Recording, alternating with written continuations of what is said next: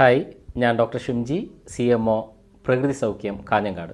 ഒരുപക്ഷെ ഇന്ന് ഏറ്റവും കൂടുതൽ ആൾക്കാരെ ബുദ്ധിമുട്ടിക്കുന്ന, പ്രത്യേകിച്ച് സ്ത്രീകൾക്ക് ഏറ്റവും കൂടുതലായി കാണപ്പെടുന്ന ആൻറ്റിബയോട്ടിക്സിൻ്റെ ഉപയോഗം ഏറ്റവും കൂടുതലായി വേണ്ടി വന്നേക്കാവുന്ന ഒരു രോഗത്തെക്കുറിച്ചാണ്. യൂറിനറി ട്രാക്റ്റ് ഇൻഫെക്ഷൻ എന്ന UTI കുറിച്ചാണ് ഇന്ന് നമ്മൾ സംസാരിക്കുന്നത്.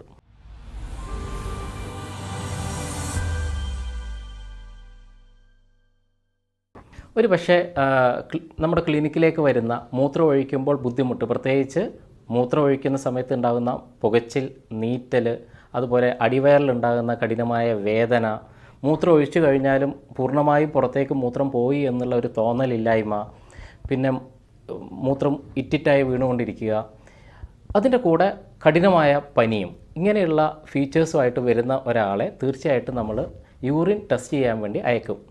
യൂറിൻ ടെസ്റ്റിൽ സാധാരണഗതിയിൽ നോക്കുന്നത് അതിനകത്ത് പസ് സെൽസ്, പഴുപ്പ് ഉണ്ടോ എന്നുള്ളതാണ്. കൂടുതലായിട്ട് പസ് സെൽസ് ഉണ്ടെങ്കിൽ നമ്മൾ തീർച്ചയായിട്ടും വീണ്ടും ആ യൂറിനെ കൾച്ചർ ചെയ്യാൻ വേണ്ടി അയക്കും. കൾച്ചർ ചെയ്യുന്നത് ഏത് തരത്തിൽപ്പെട്ട ബാക്ടീരിയയാണ് ഈ പറയുന്ന യൂറിനറി ട്രാക്റ്റ് ഇൻഫെക്ഷൻ ഉണ്ടാക്കിയത് എന്ന് മനസ്സിലാക്കാൻ വേണ്ടിയിട്ടാണ്. പ്രധാനമായിട്ട് 80% ആൾക്കാരിലും യൂറിനറി ട്രാക്റ്റ് ഇൻഫെക്ഷൻ ഉണ്ടാക്കുന്നത് കോളൈ എന്ന് പറയുന്ന ബാക്ടീരിയയാണ്. അപൂർവമായിട്ട് ക്ലെപ്സിയെല്ല പോലെയുള്ള ബാക്ടീരിയകളും യൂറിനറി ട്രാക്റ്റ് ഇൻഫെക്ഷൻ ഉണ്ടാക്കാറുണ്ട്. അപ്പോൾ കൾച്ചർ ചെയ്ത് ഏത് ആൻറ്റിബയോട്ടിക് ആണോ അതിന് അനുയോജ്യമായിട്ടുള്ളത് ആ ആൻറ്റിബയോട്ടിക് കൊടുക്കുക എന്നുള്ളതാണ് കൺവെൻഷനലായിട്ട് ചെയ്തുകൊണ്ടിരിക്കുന്ന കാര്യം. പക്ഷേ ചില ആൾക്കാരിലെങ്കിലും ഇങ്ങനെയുള്ള ആൻറ്റിബയോട്ടിക്സ് കഴിച്ചാൽ പോലും രോഗം മാറാതിരിക്കുന്നതായിട്ട് കാണുന്നുണ്ട്. മറ്റ് ചിലരിൽ താൽക്കാലികമായി മാറിയെങ്കിലും വീണ്ടും ഇത് റീഒക്കർ ചെയ്യുന്നതായിട്ട്, വീണ്ടും തിരിച്ചു വരുന്നതായിട്ടും കാണുന്നുണ്ട്. ഇന്ന് ഈ യൂറിനറി ട്രാക്റ്റ് ഇൻഫെക്ഷൻ എങ്ങനെ മാറ്റാം, അല്ലെങ്കിൽ എങ്ങനെ അതിനെ പ്രിവെൻറ്റ് ചെയ്യാം എന്ന 4 കാര്യങ്ങളെക്കുറിച്ചാണ് നമ്മൾ ചർച്ച ചെയ്യുന്നത്. അതിലാദ്യത്തേത് പ്രോബയോട്ടിക്കുകളുടെ ഉപയോഗം. പ്രോബയോട്ടിക്സ് എന്ന് പറയുമ്പോൾ തന്നെ നല്ല ബാക്ടീരിയ എന്നാണ് അർത്ഥം. ലാറ്റിനിൽ പ്രോബയോട്ടിക്സ് എന്ന് പറയുന്നത് ലൈവ് ബാക്ടീരിയ അല്ലെങ്കിൽ നല്ല ബാക്ടീരിയ അകത്തേക്ക് കൊടുക്കുക എന്നുള്ളതാണ്. ഇവിടെ നമ്മൾ നോക്കേണ്ടത് നമ്മുടെ ശരീരത്തിനകത്ത് കോടാനുകോടി ബാക്ടീരിയകളുണ്ട്. ഈ ബാക്ടീരിയകളിൽ പല ബാക്ടീരിയ നമ്മുടെ സ്കിന്നിൻ്റെ മുകളിൽ, ത്വക്കിൻ്റെ മുകളിലുണ്ട്. ഒരുപാട് ബാക്ടീരിയകൾ നമ്മുടെ ഗാസ്ട്രോ ഇൻറ്റെസ്റ്റൈനൽ ട്രാക്റ്റ് അല്ലെങ്കിൽ ദഹന വ്യവസ്ഥയ്ക്കകത്തുണ്ട്. ഇതേപോലെ തന്നെ നമ്മുടെ യൂറിനറി ട്രാക്റ്റിൻ്റെ അകത്തും ഒത്തിരി ബാക്ടീരിയകളുണ്ട്. ഈ സ്ഥലത്ത് പ്രത്യേകിച്ച് യൂറിനറി ട്രാക്റ്റിനകത്ത് വരുന്ന ബാക്ടീരിയകൾ നല്ല ബാക്ടീരിയ, ആ ബാക്ടീരിയ കുറയുന്ന സമയത്താണ് യൂറിനറി ട്രാക്റ്റിനകത്ത് മോശം ബാക്ടീരിയ, ചീത്ത ബാക്ടീരിയ അല്ലെങ്കിൽ പാത്തോജനിക് ബാക്ടീരിയ വളരുന്നത്. കോളയും ക്ലെപ്സിയെല്ലയൊക്കെ പോലെയുള്ള ചീത്ത ബാക്ടീരിയകൾ. അപ്പം പറഞ്ഞു വന്നതിൻ്റെ ചുരുക്കം, ഈ ചീത്ത ബാക്ടീരിയകൾ വളരാൻ കാരണമാകുന്നത് നല്ല ബാക്ടീരിയയുടെ കുറവാണ്. അപ്പോൾ യൂറിനറി ട്രാക്റ്റിനകത്ത് സാധാരണയായിട്ട് കണ്ടുവരുന്ന ഏറ്റവും നല്ല ബാക്ടീരിയൻ്റെ പേര് ലാക്ടോബാസില്ലസ് എന്നാണ്. ലാക്ടോബാസില്ലസ് എന്ന് പറയുന്ന നല്ല ബാക്ടീരിയ കുറയുന്നത് കൊണ്ട് നമുക്ക് യൂറിനറി ട്രാക്റ്റ് ഇൻഫെക്ഷൻ ഉണ്ടാവും. ലാക്ടോബാസില്ലസ് കൂടുതലായി കണ്ടുവരുന്ന മറ്റൊരു ഭാഗം നമ്മുടെ ദഹന വ്യവസ്ഥയാണ്, ഗട്ടാണ്. അപ്പോൾ ഗട്ടിനകത്തുള്ള ദഹന വ്യവസ്ഥക്കകത്തുള്ള ലാക്ടോബാസില്ലസിൻ്റെ അളവ് കുറഞ്ഞാൽ അത് യൂറിനറി ട്രാക്റ്റിനകത്തുള്ള ലാക്ടോബാസില്ലസിൻ്റെ അളവ് കുറയാനും കാരണമാകും. എന്തുകൊണ്ടാണ് ഗട്ടിനകത്ത്, ദഹന വ്യവസ്ഥക്കകത്ത് ലാക്ടോബാസില്ലസ് എന്ന് പറയുന്ന നല്ല ബാക്ടീരിയ കുറയുന്നത്? പല കാരണങ്ങളുണ്ടെങ്കിലും അതിലേറ്റവും പ്രധാനപ്പെട്ട ഒരു കാരണം ആവശ്യത്തിനും അനാവശ്യത്തിനും നമ്മൾ ഉപയോഗിക്കുന്ന ആൻറ്റിബയോട്ടിക്സുകൾ തന്നെയാണ്. പലപ്പോഴും യൂറിനറി ട്രാക്റ്റ് ഇൻഫെക്ഷനുമായിട്ട് ക്ലിനിക്കിലേക്ക് വരുന്ന ആൾക്കാരോട് ഞാൻ സാധാരണ ചോദിക്കുന്നത്, നിങ്ങൾ കഴിഞ്ഞ 1-2 ആഴ്ചക്കകത്ത് ആൻറ്റിബയോട്ടിക്സുകൾ ഉപയോഗിച്ചിട്ടുണ്ടോ എന്നുള്ള ഒരു ചോദ്യം തന്നെയാണ്. മഹാഭൂരിപക്ഷം ആൾക്കും എന്തെങ്കിലുമൊക്കെ രോഗം വന്ന് ആൻറ്റിബയോട്ടിക്സുകൾ ഉപയോഗിച്ചതിന് ശേഷം ഒരാഴ്ച അല്ലെങ്കിൽ 2 ആഴ്ചക്കുള്ളിൽ ഈ യൂറിനറി ട്രാക്റ്റ് ഇൻഫെക്ഷൻ വരുന്നതായിട്ട് കാണുന്നുണ്ട്. കാരണം നമ്മൾ ഉപയോഗിക്കുന്ന ചില മരുന്നുകൾ നമ്മുടെ ശരീരത്തിനകത്തുള്ള ലാക്ടോബാസില്ലസ് എന്ന നല്ല ബാക്ടീരിയയെ കൊന്നുകളയും. അപ്പോൾ എങ്ങനെയാണ് ഇതിനെ നമ്മൾ മറികടക്കേണ്ടത് ലാക്ടോബാസില്ലസ് എന്ന് പറയുന്ന ബാക്ടീരിയയെ അകത്തേക്ക് കൊടുക്കുക എന്നുള്ളതാണ്. അതിനാണ് നമ്മൾ പ്രോബയോട്ടിക്സിൻ്റെ അഡ്മിനിസ്ട്രേഷൻ, പ്രോബയോട്ടിക്സ് എന്ന, ഞാൻ നേരത്തെ സൂചിപ്പിച്ചതുപോലെ നല്ല ബാക്ടീരിയയെ, ലൈവ് ബാക്ടീരിയയെ അകത്തേക്ക് കൊടുക്കുക എന്നുള്ളത്. പ്രോബയോട്ടിക്സ് പല തരത്തിലുണ്ട്. ഇപ്പം എല്ലാ അസുഖത്തിനും എല്ലാ പ്രോബയോട്ടിക്സും അനുയോജ്യമാവണമെന്നില്ല. ഉദാഹരണത്തിന് നമ്മളിപ്പോൾ ഒരു ഓട്ടോ ഇമ്മ്യൂൺ രോഗമായിട്ട് വരുന്ന ഒരാൾക്ക് കൊടുക്കുന്ന പ്രോബയോട്ടിക്സ് അല്ല ഈ പറയുന്ന യൂറിനറി ട്രാക്ട് ഇൻഫെക്ഷന് കൊടുക്കേണ്ടത്.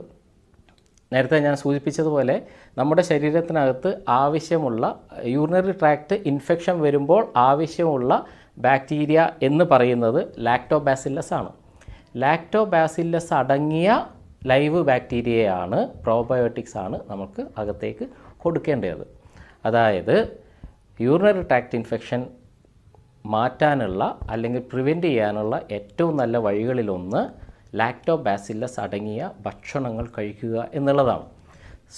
സാധാരണഗതിയിൽ നമ്മൾ ഉപയോഗിക്കുന്ന മോര്, അധികം പുളിക്കാതെയുള്ള മോരിനകത്ത് ധാരാളമായിട്ട് ലാക്ടോബാസില്ലസ് ഉണ്ട്. അപ്പം മോര് നന്നായിട്ട് കുടിക്കുക, പ്രത്യേകിച്ച് ജിഞ്ചർ, ഇഞ്ചിയൊക്കെ ചേർത്ത് നമ്മൾ പണ്ട് മോരിൻ വെള്ളമുണ്ടാക്കി സംഭാരമൊക്കെ ഉണ്ടാക്കിയ പോലെ ധാരാളം കഴിക്കുക എന്നുള്ളതും യൂറിനറി ട്രാക്ട് ഇൻഫെക്ഷൻ പ്രിവെൻറ്റ് ചെയ്യാനും മാറ്റാനും വളരെ വലിയ അളവിൽ സഹായിക്കുന്നുണ്ട്. അതുപോലെ ഇപ്പം മാർക്കറ്റിലൊക്കെ കിട്ടുന്ന, നിങ്ങളൊരു പക്ഷേ കണ്ടിരിക്കാം, കമ്പൂച്ചി എന്നൊക്കെ പറയുന്ന ഹെൽത്ത് ഡ്രിങ്ക്സ്. ഈ ഡ്രിങ്ക്സും ഇത്തരത്തിലുള്ള ഡ്രിങ്ക്സും ഈ നല്ല പ്രോബയോട്ടിക്സ് അടങ്ങിയ, നമ്മുടെ ശരീരത്തിന് UTI തടുക്കാൻ ആവശ്യമുള്ള ലാക്ടോബാസില്ലസ് അടങ്ങിയ പ്രോബയോട്ടിക് തന്നെയാണ്. രണ്ടാമത്, പ്രോബയോട്ടിക്സ് കഴിഞ്ഞാൽ രണ്ടാമത് നമ്മൾ ഡിസ്കസ് ചെയ്യേണ്ടത് അത്ര അധികം നമ്മുടെ നാട്ടിൽ കാണപ്പെടാത്ത ഒരു ഫ്രൂട്ടിനെ കുറിച്ചാണ്. പക്ഷേ ആ ഫ്രൂട്ടിൻ്റെ ജ്യൂസ് ധാരാളമായിട്ട് ഇപ്പോൾ അവൈലബിൾ ആയിട്ടുണ്ട്. Cranberry juice. എന്തുകൊണ്ടാണ് ക്രാൻബെറി ജ്യൂസ് യൂറിനറി ട്രാക്ട് ഇൻഫെക്ഷന് വളരെയധികം ഗുണം ചെയ്യുന്നത്? ഇതിൻ്റെ പ്രധാന കാര്യം ഞാൻ നേരത്തെ സൂചിപ്പിച്ച പാത്തോജനിക് ബാക്ടീരിയ, ചീത്ത ബാക്ടീരിയ യൂറിനറി ട്രാക്റ്റിൻ്റെ വാളിൽ, അതിൻ്റെ ചുമരിൽ പോയി സ്റ്റക്ക് ചെയ്യുക, അവിടെ പറ്റി പിടിച്ചിരിക്കും.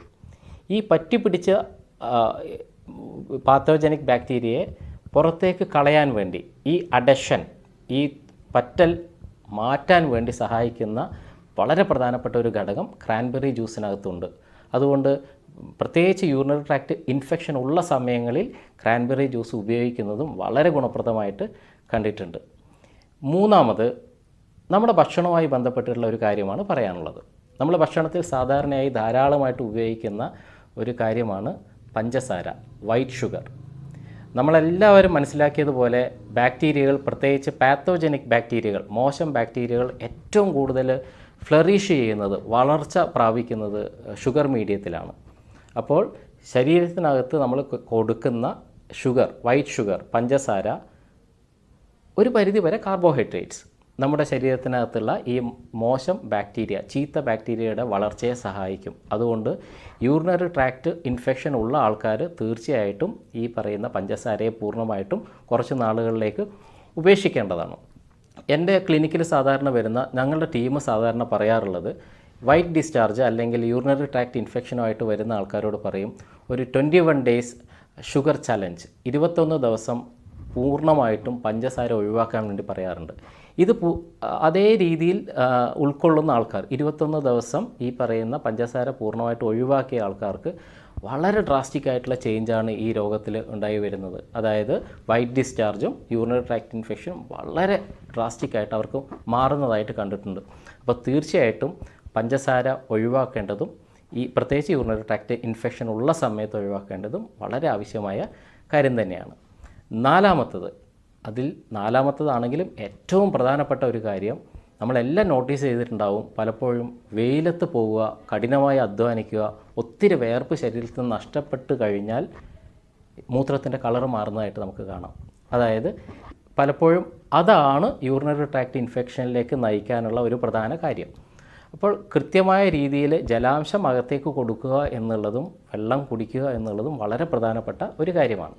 പ്രധാനമായിട്ടും എക്സസീവ് സ്വെറ്റിംഗ് അല്ലെങ്കിൽ അതികഠിനമായ വേർപ്പുള്ള സമയങ്ങളിൽ മൂത്രത്തിൻ്റെ അളവ് വർദ്ധിപ്പിക്കാനുള്ള, യൂറിൻ ഔട്ട്പുട്ട് വർദ്ധിപ്പിക്കാനുള്ള ഹൈഡ്രേഷൻ അകത്തേക്ക് കൊടുക്കുക, ജലം അകത്തേക്ക് കൊടുക്കുക. അതിനെയാണ് നമ്മൾ സാധാരണ ഡയൂററ്റിക്സ് എന്ന വാക്കിൽ കൊണ്ട് വിവക്ഷിക്കുന്നത്. ഡയൂററ്റിക്സ് എന്ന് പറഞ്ഞാൽ അകത്ത് ചെന്ന് കഴിഞ്ഞാൽ മൂത്രത്തിൻ്റെ ഔട്ട്പുട്ട്, യൂറിൻ ഔട്ട്പുട്ട് വർദ്ധിപ്പിക്കുന്ന സാധനങ്ങളാണ്. വളരെ നാച്ചുറലായിട്ട് പറഞ്ഞാൽ നമ്മൾ സാധാരണ ഉപയോഗിക്കുന്ന ഞെരിഞ്ഞൽ വെള്ളം, ഞെരിഞ്ഞൽ യൂറിനറി ട്രാക്ട് ഇൻഫെക്ഷനെ മറികടക്കാൻ ഏറ്റവും നല്ല ഒരു വഴിയാണ്. ഞെരിഞ്ഞൽ നല്ലൊരു ഡയൂററ്റിക്കാണ്. അതുപോലെ ബാർലി വെള്ളം, ബാർലി വെള്ളവും 1-2 ലിറ്റർ ഉണ്ടാക്കി വെച്ച് അത് അല്പാൽപമായി കുടിച്ചുകൊണ്ടിരിക്കുന്നത് മൂത്രത്തിൻ്റെ ഔട്ട്പുട്ട് കൂട്ടുകയും അതുവഴി പാത്തോജനിക് ബാക്ടീരിയയെ വാഷ് ഔട്ട് ചെയ്യാനും സഹായിക്കും. മറ്റൊന്ന് കരിക്കിൻ വെള്ളം, നമ്മുടെ tender coconut water. Tender coconut വാട്ടറും ഈ പറയുന്ന പോലെ വളരെയധികം ശരീരത്തിന് യൂറിൻ ഔട്ട്പുട്ട് കൂട്ടാൻ സഹായിക്കുന്ന ഒരു കാര്യമാണ്. പണ്ട് കാലം മുതൽ തന്നെ പാരമ്പര്യമായിട്ട് പലരും പറഞ്ഞു വരുന്ന ഒരു കാര്യം, മൂത്രത്തിന് എന്തെങ്കിലും ബുദ്ധിമുട്ടുണ്ടെങ്കിൽ തഴുതാമ ഇട്ട് തിളപ്പിച്ച വെള്ളം കുടിക്കണം എന്നാണ്. അപ്പോൾ തഴുതാമ എന്ന് പറയുന്നതും വളരെ നല്ലൊരു ഡയൂററ്റിക്കാണ്. അപ്പോൾ ഈ പറയുന്ന ഡയൂററ്റുകൾ അടങ്ങിയ വെള്ളം ധാരാളമായിട്ട് കുടിക്കുന്നതും യൂറിനറി ട്രാക്ട് ഇൻഫെക്ഷൻ ഉള്ള സമയത്ത് അതിനെ മറികടക്കാൻ ഏറ്റവും സഹായിക്കുന്നതാണ്. ഈ പറഞ്ഞ 4 കണ്ടൻസിനെ ഒന്നിച്ച് പറയുകയാണെങ്കിൽ PSCW എന്ന് പറയാം. PSC നമുക്ക് ഓർക്കാൻ പറ്റും, W ഫോർ വുമൺ, കാരണം ലേഡീസിലാണ് ഇത് അധികം കാണുന്നത്. P ഫോർ പ്രോബയോട്ടിക്സ്, നല്ല ബാക്ടീരിയ, ലാക്ടോബാസില്ലസ് അടങ്ങിയ നല്ല ബാക്ടീരിയ, അതകത്തേക്ക് കൊടുക്കുക. S ഫോർ ഷുഗർലെസ്, അതായത് പഞ്ചസാര പൂർണ്ണമായിട്ടും കുറച്ച് നാളത്തേക്ക് ഒഴിവാക്കുക.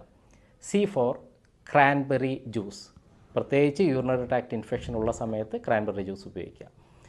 W ഫോർ വാട്ടർ ഇൻടേക്ക്, ജലാംശം ധാരാളമായിട്ട് അകത്തേക്ക് കൊടുക്കുക, പ്രത്യേകിച്ച് ഡയൂററ്റിക്സ് കൊടുക്കുക. ഈ 4 കാര്യങ്ങൾ കൃത്യമായി ചെയ്യുക വഴി ഒരു വലിയ പരിധിവരെ നിങ്ങൾക്ക് യൂറിനറി ട്രാക്ട് ഇൻഫെക്ഷൻ വരാതിരിക്കാനും വന്ന യൂറിനറി ട്രാക്ട് ഇൻഫെക്ഷനെ മറികടക്കാനും സാധിക്കും. കൂടുതൽ ഹെൽത്ത് ടിപ്പുമായി അടുത്ത വീഡിയോയിൽ കാണുന്നത് വരെ എല്ലാവർക്കും നന്ദി.